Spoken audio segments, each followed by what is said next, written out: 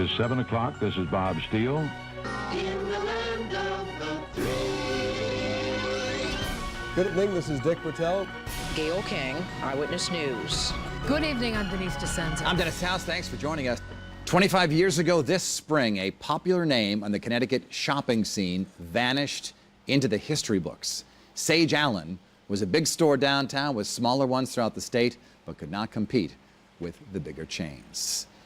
Nowadays, we see progress in the city of Hartford through construction projects downtown, but elsewhere in the city, there are communities being rebuilt person by person, block by block, by some nonprofit organizations. And with us today, two folks who do some great work for one of those organizations, the Blue Hills Civic Association, Lee Hunt and Shoshana Stewart. And we thank you both for being in the program today. Thank you. Mr. Hunt, I'll begin with you. Give us just a brief synopsis of what your organization does. Well, we focus on the things we focus on most are employment and training, youth development, housing, and jobs for our community. And have the needs changed over the years?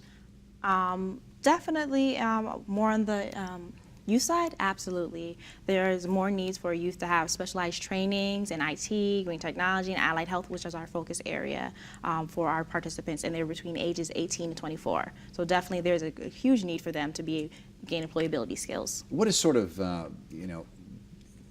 creating the need? I think what creates the need in the city of Hartford is a failing education system. For so many years, our kids have not enjoyed equity in education, and it pays off. It results in seeing our kids less able to get jobs and suffering through poverty and those type of things. So they're in the same race of life, they just have a different starting point. Absolutely. And your job is to help them Our job is to help them get through it and to improve their state in life. What are some of your success stories you can tell us about? Some of our success stories? Myself, I started with Blue Hills Civic Association when I was 15 years old. Wow. So I've had a 15-year history with them through their Some Youth Employment Program. So there I gained soft skills on how to better myself, interpersonal communication, personal qualities, financial literacy, and through my relationship with Blue Hills Civic Association continued a 15-year span where now I went to college. Mr. Hunt is my mentor. I've known him for several years, and I came back because I need to work in my community. I saw that there was a need in the community that others need to take advantage of because they gave me such a wealth of knowledge. Do you ever think what might have happened to your life if you didn't have Blue Hills at a young age? At a young age, no, it's like a family. So definitely the family's always there for you, and Blue Hills is there for me, so it's the right organization. And where do you get the funding from, and how does it keep going? We apply for grants and public dollars and those type of things. Hartford Foundation, Public Giving, Capital Workforce Partners. We are active in grant writing and seeking those funds. Is it more difficult now to raise the funds than it used to be? With the situation with the state government and where we are now, and with the administration now in office at the federal level, things are a little tighter. If you could talk to the gubernatorial candidates, what would you tell them needs to be done for the city of Hartford and organizations like yours? Well, for the city of Hartford, we would hope that they focus on, and this is what we got from our constituents, focus on education. We believe that education equity should be across the state. We believe that jobs are very important, so we're looking for someone to increase the job opportunities in the state of Connecticut. And that don't forget that the city of Hartford is your capital city, and I know some other cities might feel differently, but we believe that we deserve a special place in the states. Ms. Stewart, is Hartford going in the right direction, you think? Hartford, yes and no. So Hartford could be going in a better direction if they focused on the education system, revamping that and making sure that our youth in Hartford, especially in the Hartford public school system, have the ability or are given the opportunity to gain employment and education at the same rate as other individuals that surrounding cities and town areas. What's the biggest obstacle that some of these kids face growing up in the Blue Hills neighborhood? I would say unemployment. I would say unemployment is huge. And so that leads to poverty and leads to despair in our residents, and our young people especially. And is there any sign that new jobs are coming to the North End? Has the park helped at all, the baseball park, and maybe some restaurants and things that might follow? If we're talking about communities, no. We think that that's great for people who want to come in and have a good time in Hartford, but for the people that live in the city of Hartford, especially North Hartford, it has a very minimal effect on us. Do you think, why do you think North Hartford gets a rap? Bad rap? I think it get a bad rap because of because of a lack of attention that we've suffered through, and the city has suffered through for multiple years, for generations now.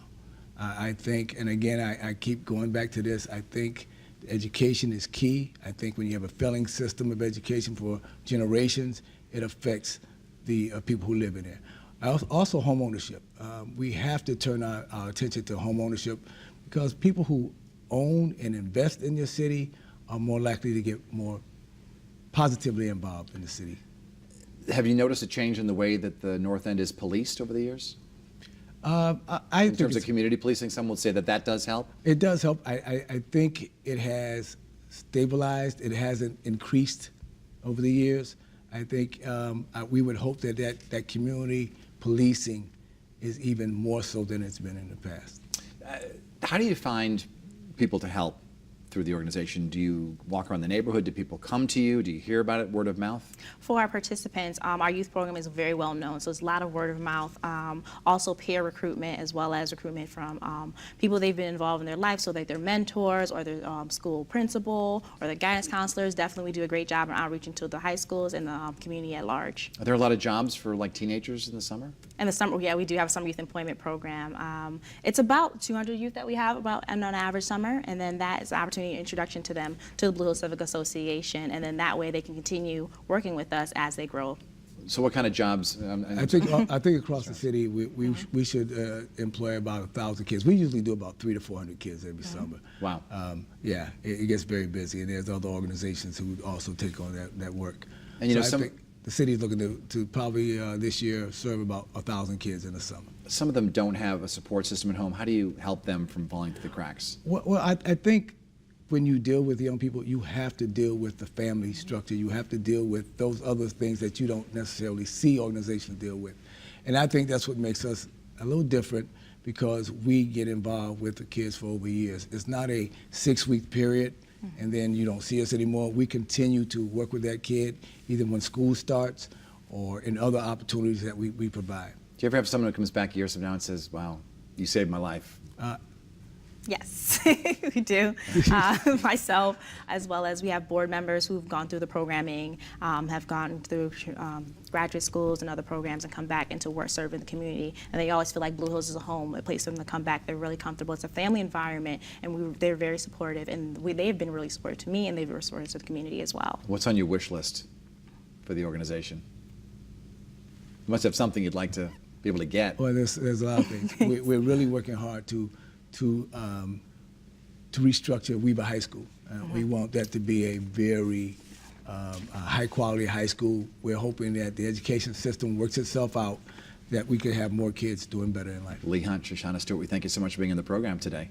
Thank you for having us. And finally, I'd like to invite you to join me next Sunday for a great event for a great cause, Connecticut Children's Medical Center. It is the Concorso Ferrari and Friends in West Hartford Center, starting at 10 a.m. It features some of the most expensive cars on the planet, and sick children will get to be in a parade in these cars. So we want a big crowd out there to cheer these kids on and really make them feel great on this very special day. That's next Sunday morning at 10 a.m.